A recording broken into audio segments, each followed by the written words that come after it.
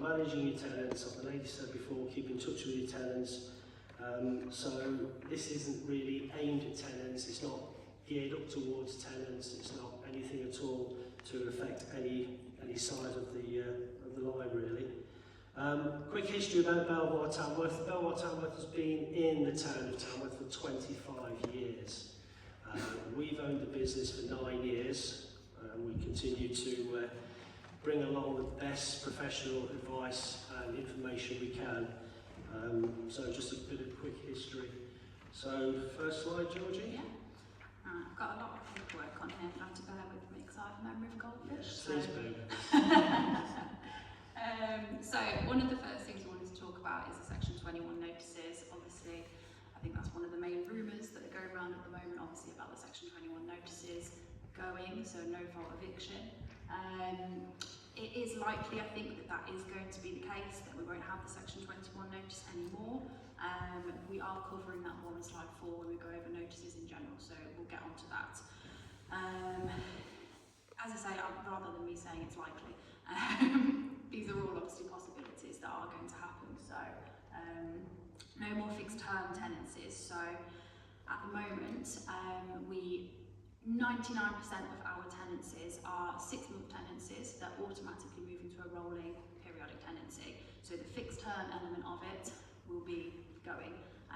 So all of the tenancies will be periodic tenancies from the get-go. The tenancies will keep going unless terminated by the tenants or under grounds linked to specific events, which is similar to how we do tenancies now. Essentially, they move into this periodic tenancy. We don't have an end for the tenancy unless the landlord or the tenant gives notice. I think the main thing that this will affect is company lets, where they tend to have a break clause, and they do tend to have a fixed term, normally about 5 years, with a break clause in between. So obviously it may affect the company lets in that sense, and student lets as well, I think, but we don't tend to do student lets over in Tamworth anyway. So, but just for your information, obviously student lets do tend to have an end. There will be prosecution or civil penalties to trying to grant anything else. And yeah, there's obviously very little prospect of any form of any fixed term.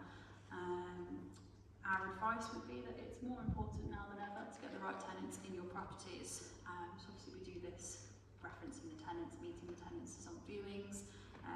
We work very closely with our referencing company, Let Alliance, so anything that pops up via referencing obviously is reported to us, we report it to you, and we'll get the right tenant in there in the first place. So yeah, rent payments. Going forward with the bill, rent payments must only be charged monthly or 28 daily if rent is paid on a weekly basis. This means we can no longer take 6 months rent up front. So this causes a problem because sometimes through referencing, a tenant may request to pay 6-12 months up front. They've sold a property, they're looking to buy another property, and they want to pay 6 months rent up front and stay in that property for 6 to 12 months. We do it on occasions allow landlords, however, shorter periodic tenancies are allowed, but nothing longer. A tenant could pay weekly if needed, but couldn't pay more than a month in advance. Our advice on this is guarantors could become more beneficial, so you've got a second person there who potentially could pay the rent for you going forward. Is it me again? It's me. So tenant notices. So the tenant notice, this is from the tenant, saying that the tenant must be giving 2 months notice or such time as agreed in writing. So at the minute, obviously tenants only have to give 1 month's notice to end the tenancy. They're saying, I believe this is most likely because obviously it's going to be a periodic tenancy. You don't want 1 month tenancy, so I think they're trying to help the landlords out in that sense, and that the tenants will have to give 2 months unless it's written obviously into their agreement that they only need 1 month. The common law is suggesting that the notice must expire at the end of the rental period. So in normal circumstances, we would give 2 months notice, and we'd give 2 months notice at 4 months, and a tenant could give 1 month's notice at 4 months. Yeah, so the means of notice cannot be specified. At the minute in the AST, it will say, I think most of our older LSTs who've had tenants in there for a long time will say that it has to be written notice. Majority of newer tenancies are saying that it can be electronic notice, but basically it won't be specified in the tenancy agreement, so the tenant could text you or ourselves, or they can, you know, email you, write to you, however they want to do it. It's not specified, but you can specify who the notice will be served on. So obviously if you have your property managed through ourselves, we would specify in the tenancy that any notice needs to be given to the agent. If you're managing the property yourselves, then it would need to be given to yourself in person. Notice by one joint tenant is binding on all, which is how we work currently anyway. We have worked for a long time. So if you have two tenants interacting, and one tenant gives notice, they give notice for the whole tenancy. How we work now and how it would work in the future is that once one tenant's given notice, we obviously offer a renewal of the tenancy to the remaining tenant. If they want to stay, we would re-reference that tenant and create a new tenancy and essentially renew the tenancy for the tenant that's given notice, so they're able to leave and come off the tenancy. So that's how it would work. Continuing on, our advice, basically that it's been in place for Scotland for many years, and the tenancies aren't generally much shorter, so even though they're likely to go to a periodic tenancy, it's unlikely that it's going to be a case of having 2-month tenancies. Nobody wants to be moving every 2 months anyway, so hopefully we'll still continue to get quite long tenancies as we do now. Okay, so notices. We currently, as Georgie says, use section 21. All notices will fall under the section 8 grounds. Section 8 basically means we have to give the tenant a reason why we're having the property back, or we're asking for the property back. On section 21, it's no fault eviction. We don't have a good reason, which means you as a landlord can ask your tenant to leave in 2 months' time, and you can sell the property. It can remain empty. You can take 6 months to sell it, complete it, etc., etc. There's actually talk about you having to prove that A, the reason on the section 8 is you want to move back in, or B, you're going to sell the property. There might be a body out there somewhere, the government somewhere, that you have to prove that you are actually actively selling the property. The idea of this is going to stop everybody, or people in the past who have given section 21 2 months notice, re-rented the property and double the rent or whatever. If you don't sell the property, you ask the tenants to leave on that 4 months notice, you're not allowed to re-rent the property for 6 months. Most no fault evictions now are talking about going to 4 months. Currently, as I say, it's section 21, which is 2 months notice. So the no fault notice would go to 4 months. It's actually talking about going to 4 weeks for rent arrears. Section 8 at the moment gives the tenant, if a tenant's 2 months, 3 months in arrears, we can give them 14 days section 8. We're now talking about we have to give the tenant 4 weeks notice on the section 8. Our advice here, let me click. It's quite easy to get these notices wrong, trust me. I sometimes have to read them 3 or 4 times before I send them out. And it's quite easy to break the rules, so you need to be really, really cute on the notices, where we stand, what the plan is for the future, what you're going to do with the property, can you afford a 6-month void period, etc. I will add to that as well with the being picky on the notices. The courts, a lot of the forms are like standard forms, and like you can't delete anything, you can't change anything, and the court will throw it out for anything. So yeah, as Paul said, you need to be very correct in how you do the notices. Is this you? This is my long slide. I apologise because this is a lot of information to throw at you, but I'm going to try and do it correctly for you. So rent arrears. All now, the rent arrears are falling under the section 8 notice because there will be no section 21. So majority of the time now, if a tenant is in arrears, even though it's a no fault eviction, it's likely that a landlord would ask for a section 21 to be served, and the tenant, we don't have to give a reason. It might be due to the arrears, but it doesn't have to be. So that will be gone.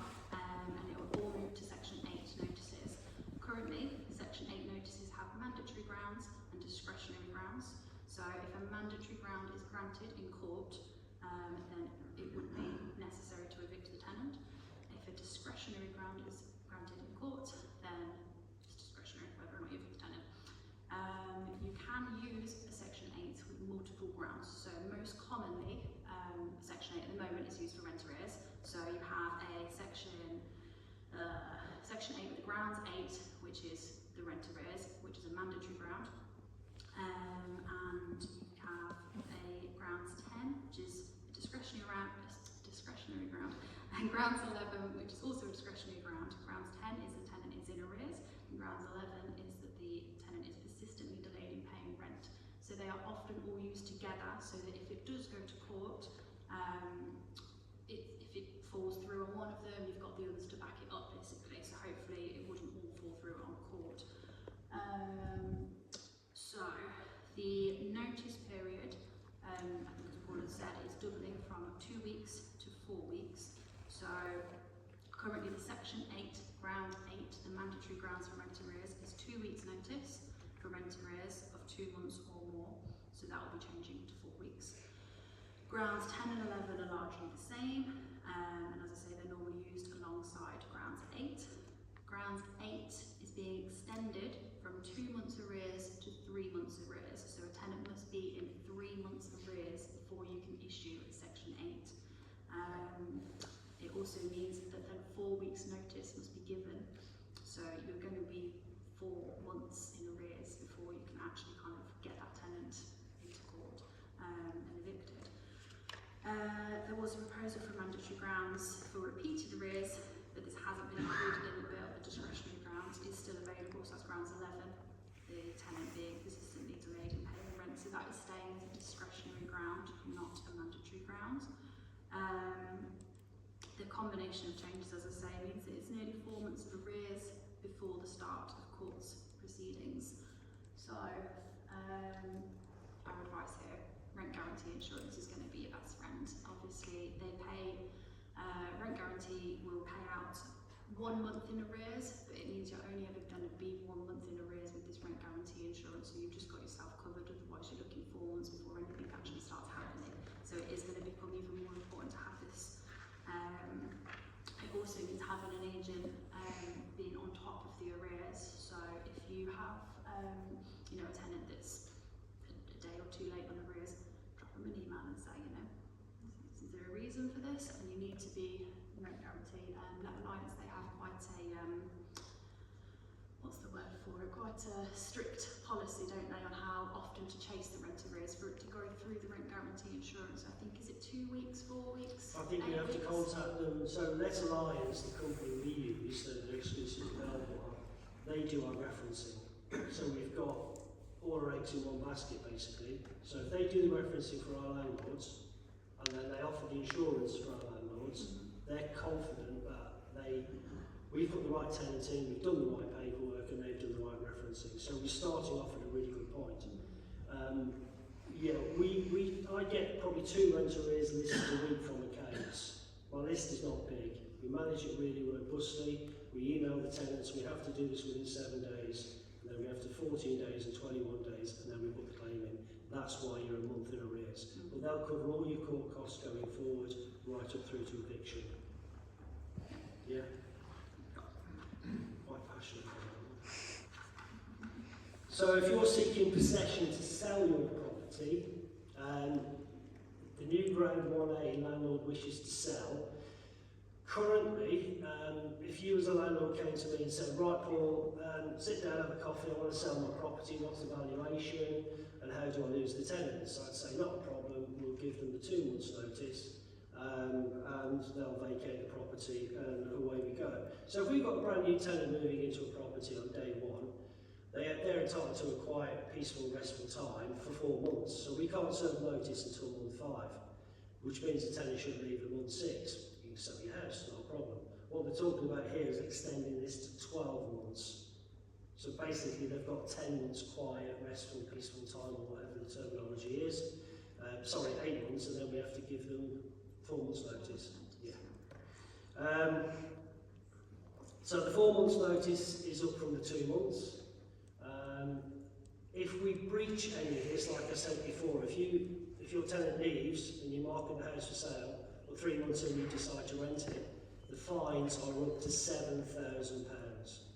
So again, we've got to be really cute on this. The advice from us and Belvoir is important to use your reputable agent. Check you're compliant and you don't put yourself at risk of that huge fine. It's easy if you're managing a property yourself to get caught up in your day-to-day life, and you know, when you do come to serve a section notice, section 8, to miss something out, as I say, I double check them, triple check them, because they're so important, and once they've gone, they've gone. And obviously if you get it wrong in the first instance, then you've got to start back again. It's like you say, the courts are telling solicitors now, don't come through that door unless you make sure you've got every single piece correct. Still me? That's still you. So, rent increases are by the way of section 30 notices only. Any other structure is invalid, and again, a potential offence. So, no permissible agreement until after the notice is served, or a tribunal determine a lower sum. Now, when we do a rent increase, currently we give the tenants a month's notice. They're actually talking now we're going to have to change that to 4 months' notice. The tenant, I don't know if you know, has the right. We use the CPI index, and I think 2.5% on top of that, and obviously market value to gauge what the rent increase should be when we sit down with the landlord and we agree the rent increase. So we give them a month's notice, the tenant agrees to it, brilliant. If the tenant doesn't, the tenant's got tribunals they can go to. Now it's going to go to 4 months' notice. We're having to set our systems up at 5 months. So we're doing yearly rent reviews based on the CPI and the 2.5%. And now we're having to diarise things for 5 months, so we can speak to the landlord in that first month and get the notice in for 4 months when it comes in. Tribunals may set new rent payments from the date of the hearing, or they may set the new rent increase up to 2 months later. I guess that's when the tribunal in that 4 month rent increase notice period is actually sat and heard, but again, we don't know yet. Like I said, we always try to give the I'm drinking, it's crazy, isn't it? We always try to give the best and accurate market price. We're a letting agent, we know what the market values are in Tamworth, so if you have any questions about rent increases, notice periods, come and speak to us. Thank you. We are currently going through for all of our managed landlords rent increases, so if you are managed by us at the moment, haven't heard anything, not really now. If you are a letter only landlord and manage it yourself and you do want us to do a section 13 notice, because as I say, it's still a notice and it's still funky how you have to send it, get in touch with us and we can do that for letter only landlords as well, it's not a problem. So, written terms, which we all know currently is an AST, assured short-hold tenancy. As Georgie said, we start all our ASTs on 6 months and they go into rolling periodic monthly tenancies. Basically what we're saying is tenants must be provided with written terms. We can't no longer get away with just putting the tenants in a property. I know people out there do it and have no contract with them. The tenancy must be served before the tenancy starts. So you can't put a tenant in, friend, family, whatever, and then a week later do a tenancy agreement, backdate it or start it from that date. Again, you can get civil penalties for up to £7,000 if the tenant doesn't have what we're currently calling an AST. And I know if you're looking to evict a tenant, and this is like working months, years backwards, I don't know how it's going to change going forward if the paperwork's not correct now and you want a tenant to leave, but all we're looking at now is going forward. So from when the bill comes law, we make sure we've got every single tenancy agreement correct. What's the advice on this one, Georgie? One of the benefits of Belvoir is that we have a central office, which is why we're here this evening, and they're working hard in the background, and they've got compliance teams and specialists drafting information to us so we can protect all our landlords. Yeah, so at the moment, the central office do actually draft our tenancies, so they're all pretty formatted.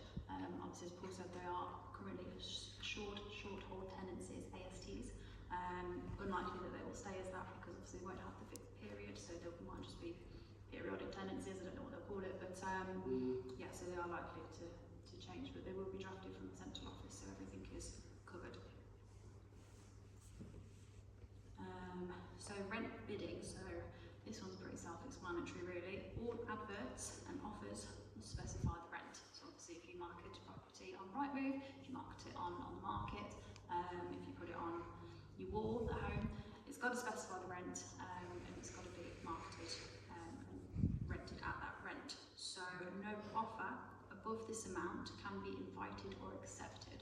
So it's not common nowadays that we get over market rentals bidding, but I think it was more common during COVID times.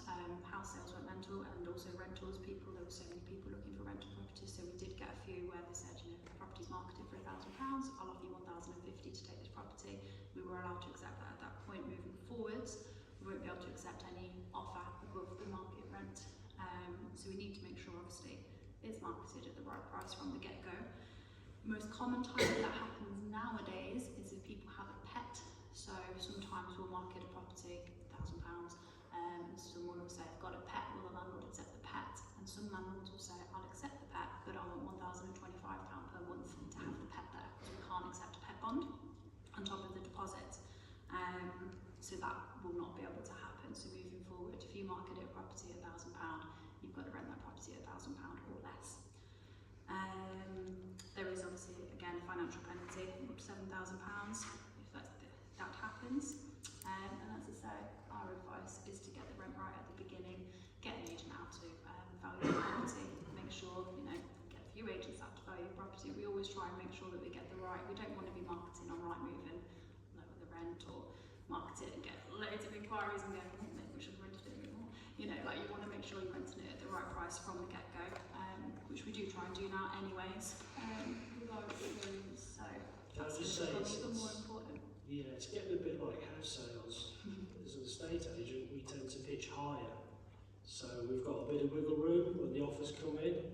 I think with rents, again, we've got to be cute, look at the market, what type of property achieves what rent.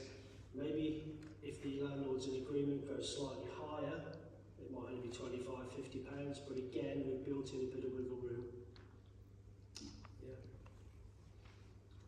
So another one that there's a lot of rumours around at the moment is pets. I've had a lot of people on the phone to me, tenants, saying, you must accept my pet now. The bill's not come through yet.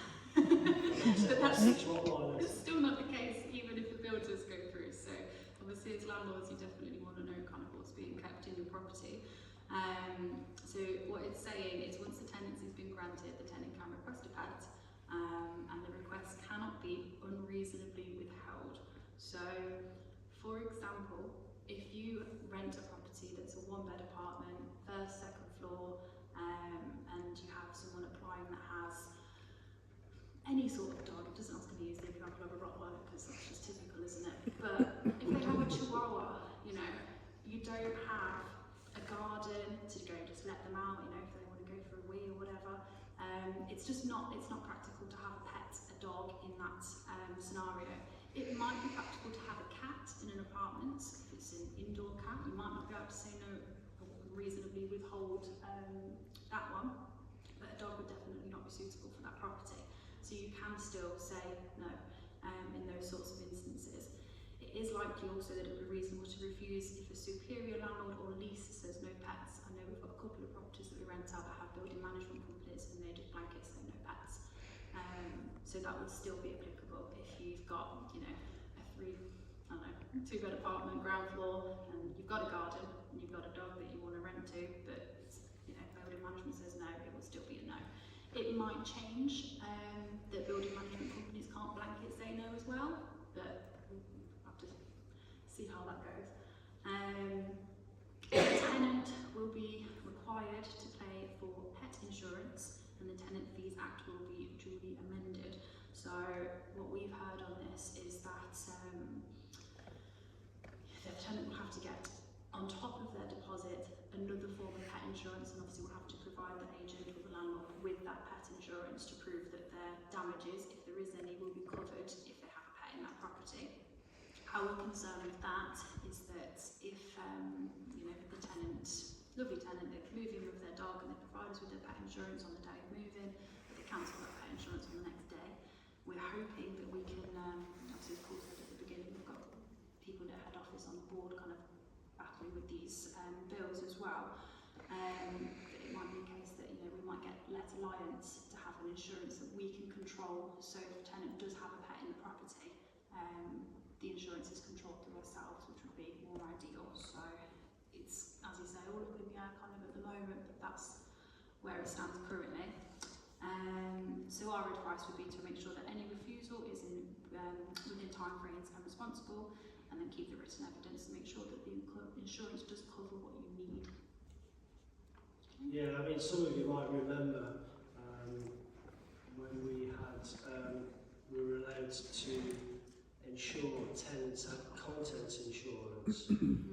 We pushed this a lot a few years ago.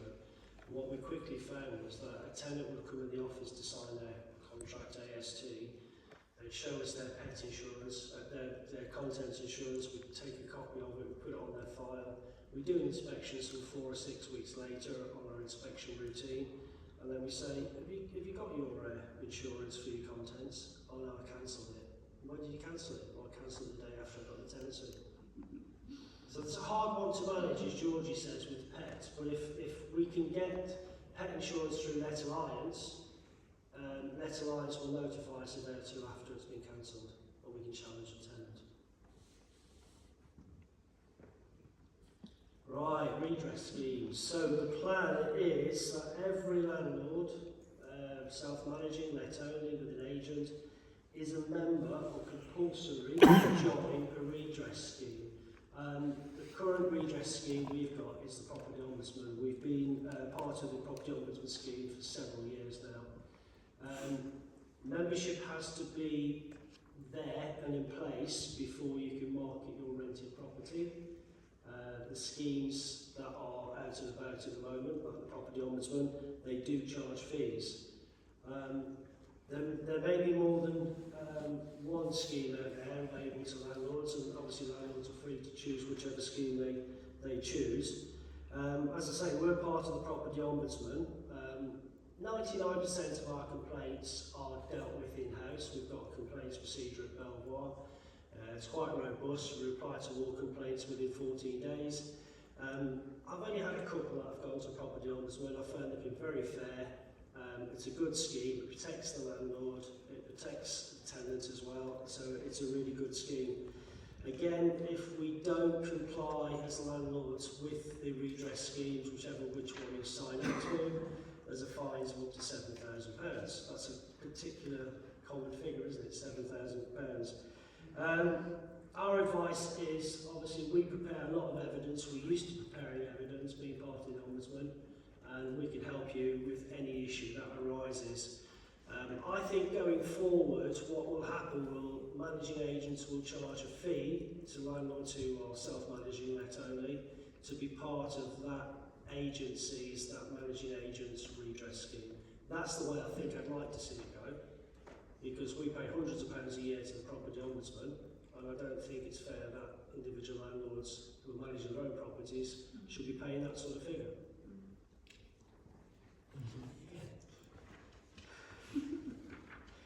That's it, a lot more than you, Georgie. I will just add on to that, by the way, we don't have many complaints. I think our complaint list is about 3. So we got told off, we do an annual audit, we got told off last year because we had no complaints and they didn't believe it. So on that spreadsheet we were like, yeah, they just couldn't believe it. You see complaints log, there it is, it's my page. The evidence that we're kind of practising supplying, isn't it? It's for the DPS more than anything. Yeah, the Deposit Protection Scheme. So, property registration database. So basically what they're suggesting in the Renters Reform Bill is that every single landlord and property is registered, and it's got unique identifiers for both. Landlord property registration is unique, and there will be civil penalties if you're not on this register. You will be banned from marketing your property. And we think we can help landlords here because if a landlord comes to us who's a let-only landlord, we can put them onto our database register. They're recorded, we're complying, there's no fines.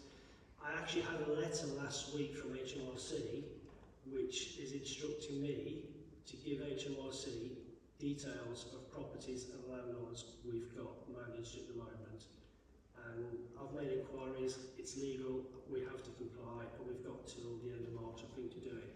So the government, the taxman and whoever is digging deep into property agents, let-only landlords, and just to make sure everything is done properly and correctly. What's our advice on that one? Basically just to prepare and make sure that all your safety checks are up to date. So obviously if you are managed by ourselves, everything's up to date. But if you aren't, then you need to be more. Yeah, because the register will be including gas safes and the ICRs and EPCs and everything, won't it? So it's not just putting your name and your address down, your property renting, it's got to be a proper uploading new certificates that they're all in date. Right, investigations. This has been branded about before, I believe, especially the bit where they can enter an agency, our agency, without a warrant. I've got no problem with that. Everybody can walk through the door, trading standards, go through our files, everything's above board. The power to request and seize documents, I don't have a problem with that. The big one that I do have an issue with is the power to enter a property believed to be let on a residential tenancy. The word believed caused me some concern. They need some evidence to enter your tenant's house. And this is kind of linked into, the tenant might say the landlord's abandoned it, the landlord's not caring for it, so basically they can just enter your property if they believe it's on a residential tenancy. Is that correct, Georgie? Mm-hmm. So it has been branded about before that the powers that be, councils, authorities, whatever, have said in the past to be able to do it. I'm not aware of any being done. They tend to come to the agency and get all the information from us. As it says at the top there, there's some very wide and multi-agency powers of investigation. I honestly don't know what that means. Central office don't know what that means. It's just completely open-ended. So, making the, what's that say? Making the agent's problem and not yours. What happened is manage your property. Can you tell we're really leaning on the side of getting your property managed?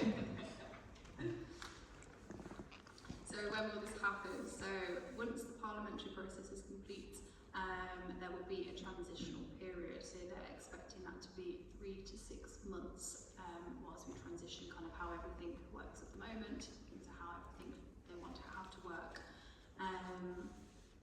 The Section 21 will end for new and existing tenancies at the same time.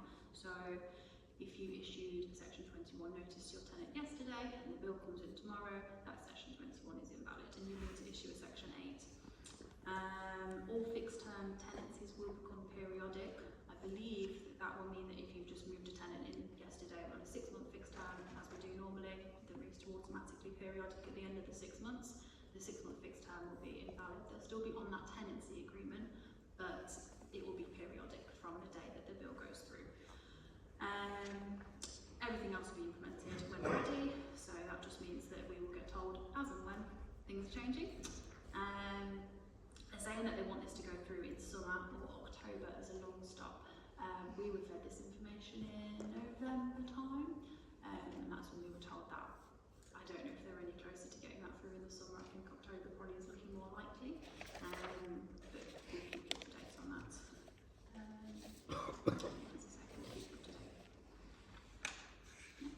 I'm not pushing the managed bit on that one. Oh, sorry, did you want me to say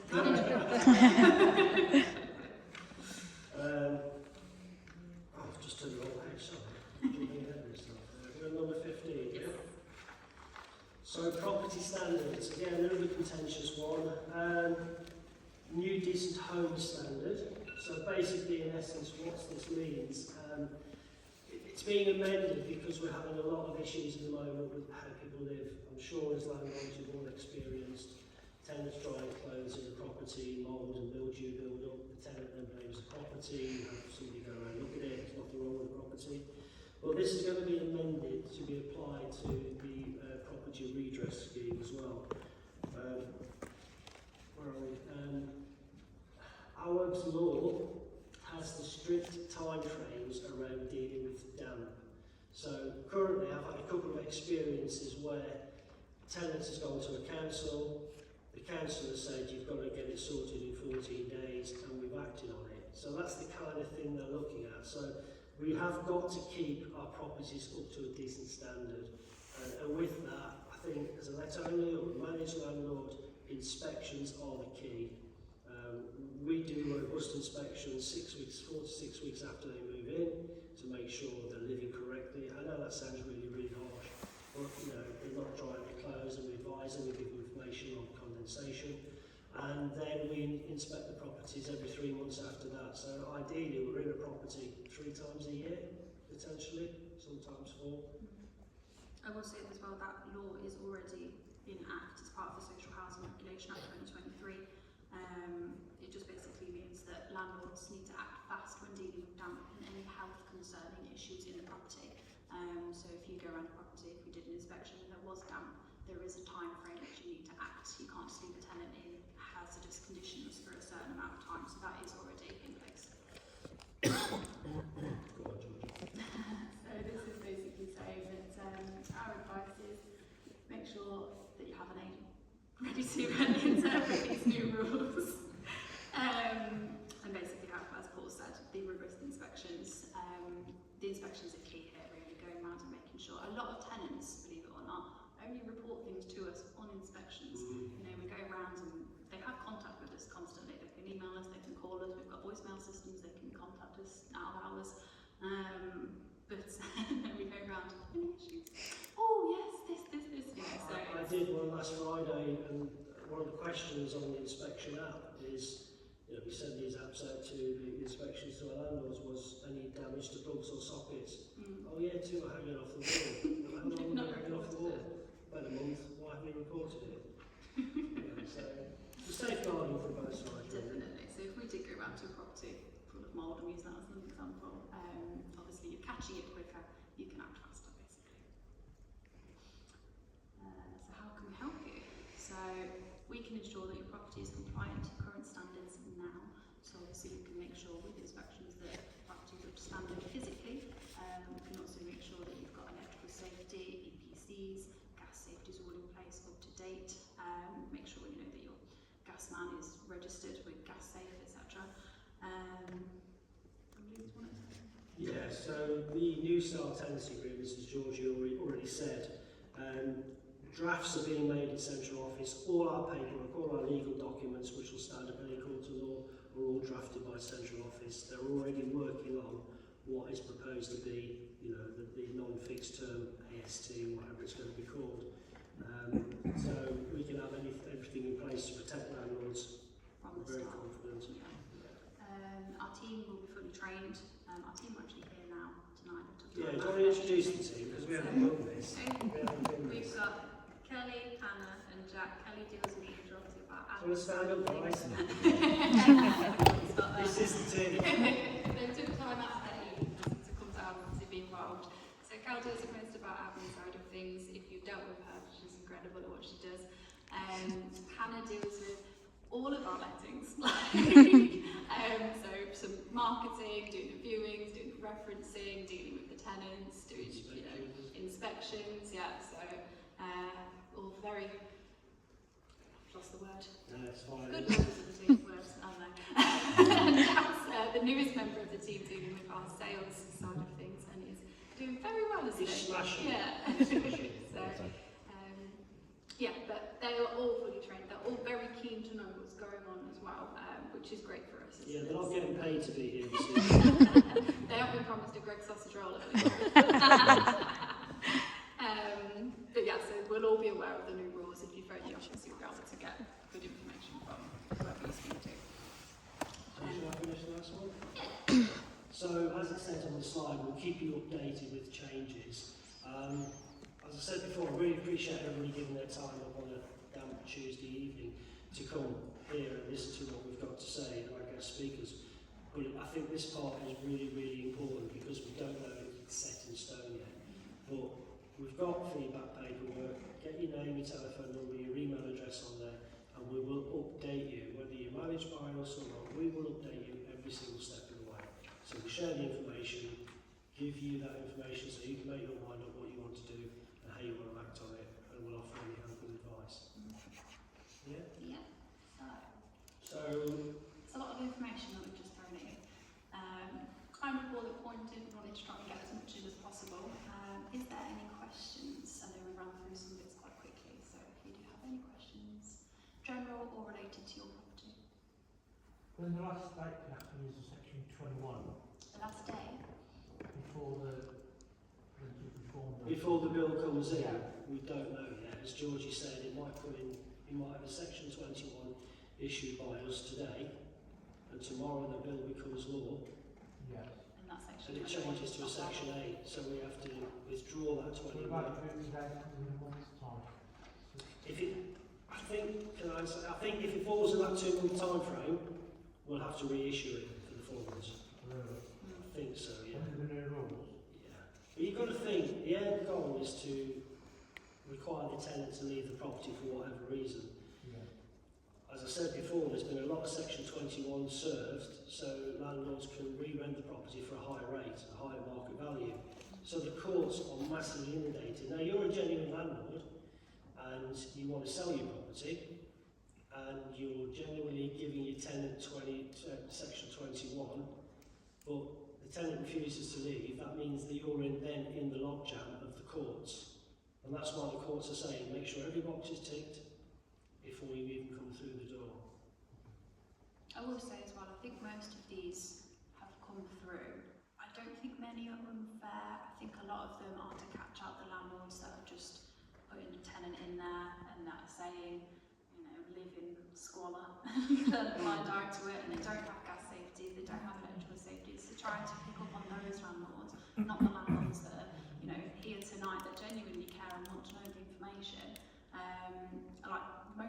All of our managed landlords, they all are involved, aren't they? Oh, yeah, massively. So I would say that it's not going to be how it's kind of publicised in the media as this terrible thing that's going to happen and landlords all sell your properties because it's going to be horrible to rent. It's not. It's just going to be a case of picking up and making sure that your property's up to standard. There'll be a few things like section 21s and things, but how many section 21s do we issue out of all the properties we manage? You know, it's if it comes to it, we'll deal with it. It'll be fine. So I don't think it's. I think the big thing with 21s changing section 8 and ASTs, sort of not having a fixed period. We often move the tenants into a property on a 6-month AST with a rolling periodic after.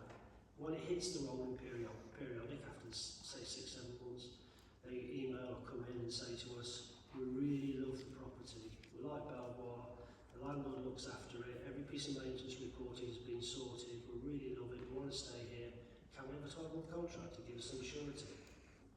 I'll do it. Yeah. If you have, you give somebody notice whether it be under the section 21 or whether it's under the new system, they can be there for another 12 months. Can you, you know, even though they might be paying the rent still, can you still give an increase in the rate of the payment paid? That's a good question. Would it be fair? Yeah. So you've asked them to Well, leave? this can drag on for a year or more.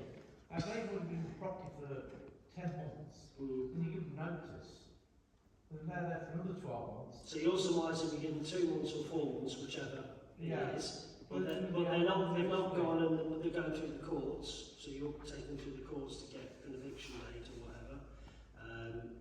Should we put the rent up?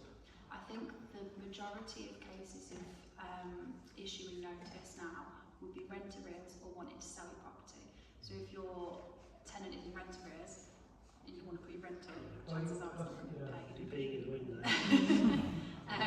If you're wanting to sell I'm your just house, asking the though, question, yeah, if you wanted to sell your house though and you're giving them notice for that reason, I guess it's right. It might, if they went to tribunal, it might not be looked very well on, but. Sorry. Chris, yeah. Yeah, sorry, can I ask that? So if you wanted to extend your property, you wanted to take the tenants out to extend it to say turn it to a 3-bedroom, 4-bedroom house, can you do that with a form? As in, so you ask them to leave, so do it, Yes, so you're giving the tenant a Section 8, as it's going to become.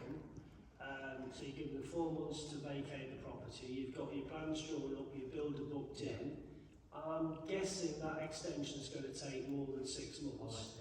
So therefore, hits month 7, you can remark it as a rental. You'd have to wait 6 months. You'd have to have that. You've got that window of 6 months where once the tenant's left, you cannot rent the property, or you'd be fined £7,000. What about if you've got a property that's in a bit of a state of repair, because you can get to that stage, it's been there long term, and they need to be got out because that much work needs to be done. Can you give them notice under them circumstances? To renovate a property. Well, the notice is now, instead of no fault eviction, as they call it, so you didn't have to give a reason, section 21, now you have to give a reason. So, like we said at the beginning, this is the information we've got so far, dissected down to also plain English. Yeah. The section 8 reasons, we don't truly know what they'll all cover, do we? No. So, if your reason is, I want to Kitchen, bathroom. I want to renovate the property, because you need to keep your property in a marketable value, because one day you'll want to sell it or invest it, etc. Realistically, commonsensically, I think yes, you'll be able to give them section 8 on that. I think they've obviously already said about their new grounds, obviously 1A, which will be the reason to sell your home. I think there'll be many other grounds under section 8, basically, to be able to give a tenant notice, so that might come under one of them. Yeah, we had a question from Amanda. We did. Do you want to go for that one? So Amanda's question was, will there be any government grants to help with properties which have a poor EPC rating? Now, I've spoken to a couple of people this evening who've questioned me about EPCs, and I think in the last 12 months we've had rumours that EPCs will have to be at least a C. I've not heard any more about this, and again, being commonsensical, it's like, how can you get a row of 25 terraced houses with no cavity walls, you know, old slate tile? How can you get those from an E or a D to a C? It's practically impossible. You're going to have to put heat source pumping in, solar panels. No landlord's going to afford that. We're just going to sell the property. So we've got links in with Hinckley Belvoir, again a franchise of Belvoir, who are working with government-funded companies. Basically, the government has given some of the energy companies, the big energy companies, £9 billion. And that £9 billion has been diluted from the energy companies to tenants who qualify to have surveys to see if they need cavity wall insulation, solar panels, boilers, radiators, etc. The caveat and the criteria is the tenant's combined income has to be 32,000 or less, and one of the tenants or both have to have a benefit. It can't be child benefit, it could be PIP, income support, etc, etc. And then the hurdles will start to come up, and the team over at Hinckley are working hard on it to get surveyors in, get them passed through, if they qualify, get them passed through. The recent one we had in Fazeley, ground floor flat, had gas connected to it, but there was no gas boiler or radiators. The company surveyed it, did it quite quickly in about a month's time. The work started to a very high standard. I inspected it. They put a new boiler in, new pipework, new radiator, new thermostat, internal wall insulation, put all the skirting back, replastered it. It was about 10 grand's worth of work for a little bit of effort, and all the landlord had to do was supply paint and a brush to paint the plastered walls. So I don't know if that's a route for the EPCs to get them back up. Maybe this is one way. The £9 billion is to look at those who can't afford to put solar panels on the roof, etc. I was just going to say, adding to that as well, at the minute there is obviously a law that you can't rent a property anything less than an E, so it has to be an E or above. We have had, one property, not many fall under an E nowadays, but there was one property that was an F.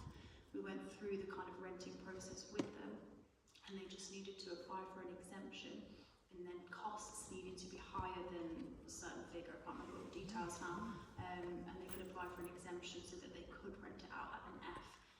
So I imagine if it does come in, when it does come in, that it's going to have to be a C. If you've got, because obviously these grants are going to be limited in that your tenant needs to be earning a certain amount of benefits, etc. If you have a tenant in there to for a certain amount of money, you're not eligible for these grants. I do believe that there will be some form of exemption format that will be brought in as well, so that you can still rent out your property. Because like you say, terrace properties, It's they're just not really impossible to do. easy. Yeah, definitely. And obviously, if you've got a property that's listed and you can't do external insulation or internal insulation, it's got to have an exemption to it. Yeah, so hopefully that will be another. Any more questions? Have you enjoyed it? Has it been informative? If you do have any further questions, obviously you've got your feedback forms. We'd appreciate any feedback just because we would like to start running more things like this as well. We want to try and keep in touch with our landlords and just seeing that all so something obviously we spoke about a while ago, wasn't it, about having kind of landlord evenings like this. So we do want to keep running this sort of thing, maybe every 6 months or something, but especially now as you know things are going through the bill as well, hopefully we can definitely get something else set up further down the line. And then there's always things going on, so any feedback from tonight. This is our first landlord evening that we've ever run, isn't it? So it's gone quite smoothly. But yeah, so we appreciate any feedback for obviously future events that we do hold. We'll bring it all to a close and thank you. Yeah, thank you.